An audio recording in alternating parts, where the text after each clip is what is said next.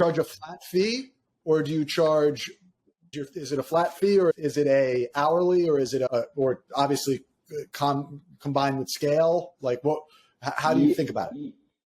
Yeah, like the equation is typically the amount of hours I think it's going to take based on what the size of the wall is. And so whatever that's decided for me based on what I know people will usually go for. Again, like there are different types of projects where some of these projects, like for example, right now I'm bidding on a wall in Miami potentially, but it has a really nice location. And so sometimes you will eat a little bit of your fee because you want to be on that wall.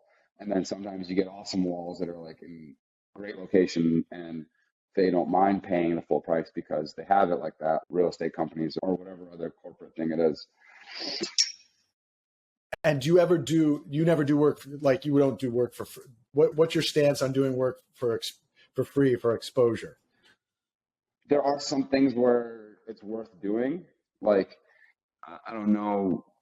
I think the first mural I ever did for that D-line, I think I didn't get paid very much for it, but it was something that was necessary because it got me to where I am in terms of people being interested in my murals now. So I think this is the best way to say it. It's not that I'm not saying, yeah, go do a bunch of work for exposure because exposure doesn't pay the bills, but there is an element of, I think, that art making needs to be a thing that you are interested in doing regardless of pay. Like in terms of just, that's obviously being very altruistic when thinking about it and very morally clean. But there needs to be an element of that where it's like you're willing to kind of show what you can do. Again, I'm talking about this carefully because I'm not advocating for people that have wall space to be like, oh, like here's a great wall, and I know this is a great start for you. If you're a company, if you're a client, if you're someone that wants a mural, you need to understand that the people that are gonna do amazing work for you, this is like their life. This is what they breathe and live, and they deserve to be paid for that because it does elevate the space that it's on in many ways. Look at many like mural corridors throughout the United States and even the world now. It absolutely can elevate a space, increasing like whatever that's around it. Yeah, I agree. And there's also, there's something about doing something like every now and again, taking a risk to do something at scale because big things tend to make big things. Exactly. 100%. And like another aspect is, for example, like let's say you're negotiating for a wall and they're paying the budget and they're willing to pay you a fee, but then you also know that you can do this design and it's within the fee that you propose for yourself, but maybe you have a design that's like twice as long to produce, insane to look at, and like really takes it to that next level. I would almost always recommend doing that because you do that, the client's going to be ecstatic. They're going to love looking at it. Everyone around there is going to love looking at it. People that are following your art already are going to love looking at it, and they'll just build to more of that. And so I think that's usually a good move. Okay. So I'm going to switch the conversation a little more to the cost side of it. I'm always curious to asking artists, where do you spend, one, most of your money, and two, most of your time? Tape and tape. What? Tape, did you say? The answer was tape and tape. Most of my money goes towards tape, and most of my time goes towards taping. And obviously tape, you obviously mask and tape everything out as part of your painting style.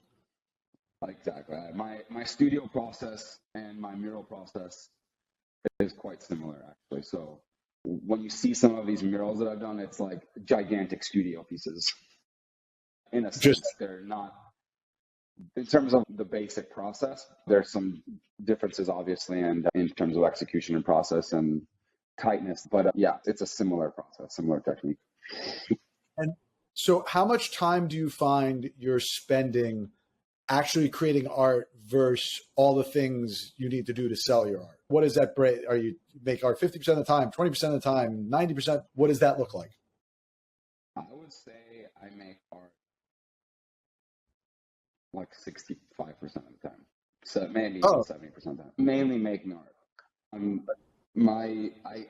Like I said, I think the interest in my art right now has been more than it has ever been, and I'm at this inflection point where I feel like it would be nice to like hire out some of the little details like that I'm doing myself, so I can spend more time making art. But yeah, That was actually my next question. Do you have a team? And if so, who and what are they made out of? And or are you getting a team? Are you at that point where you're looking to acquire? And what are the spots that you want filled? Thinking about as you're getting to that point to expand. yeah, I think I'm growing into having a team. I'm currently don't have a team there. Of course, there are people that I work with. I'm not like a solely one man show. I have people I go to for some design work, some social, whatever, not necessarily social media strategy, stuff in that realm and other production things. But yeah, I would definitely like to. I think that it's important to not just have a team, but if you have a team, they're actually doing something. So when I see that there's things that I can't do, like that I'm not doing, that's when I know that there's someone that I need to do it. And so I'm kind of getting to that point, like I could definitely use some help in some of the different arenas. But in terms of the art making, I'm very much, not that I'm closed off to having an assistant. I've worked with some and it's been hard to get some of my process in it. And again, that's not necessarily anyone else's fault but my own. That means that I haven't created a system in which others can do it. And so that's just another element of scaling that. I like that you actually think about it as process and systems, right? So often Yeah. artists don't. It's also congratulations that you're like at the point where you're actually considering bringing on employees and a team, and the business is starting to get big enough that you realize that help is required. It's a responsibility having a team because you need to understand if you have someone working for you full time, that's their job. You can't just bail out and then all of a sudden they don't have an income or something. Do you find that do you find that or do you sit on a ton, like how do you, the next question I want to deal with is kind of like inventory. Do you sit on a lot of inventory, or do you price correctly, that your theory as earlier that it moves as it comes?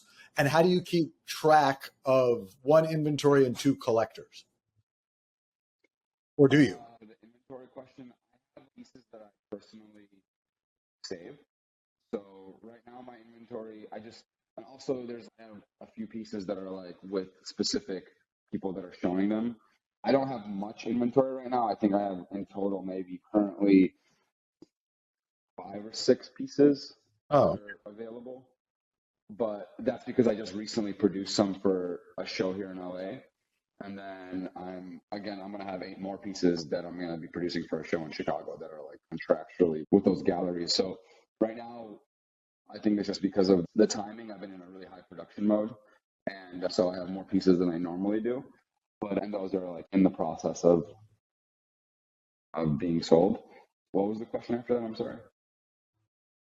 And in terms of collectors, do you keep track of them? If so, how do you keep track? Do you reach back out to them as you work with new works? Yeah, collectors. Yeah, I like to keep track of them. Honestly, a lot of them are like social relationships, just a friendship. I have some collectors that I know what they like and different levels of relationship and friendship with most of them. And I just treat it like a regular, not a Rolodex, obviously, because we have iPhones now, but just in my iPhone as contacts. So, all right. Sometimes people have formalized systems or not. Nothing like that. Some days I do, and then some days I forget for a year, and then I pretend to start again. Yeah. And so when you do stuff with the galleries, so they're taking, like you said, you contract with them. What do they come to you and say, hey, we need 8 pieces for the show, or 10, or what does that look like? Yeah, I mean, depending on sometimes I've shown in group shows always, so it's based on sometimes it's show however many, this is how much wall space you have, you can do whatever you want with it. And then I think it's like a typical thing where once you show with that gallery, I think they have some sort of contractual, just like right over that piece that they get a percentage over if it's sold in a certain amount of time. So it depends based on the gallery, based on the contract. And But again, just to be clear, I haven't worked with like too many galleries.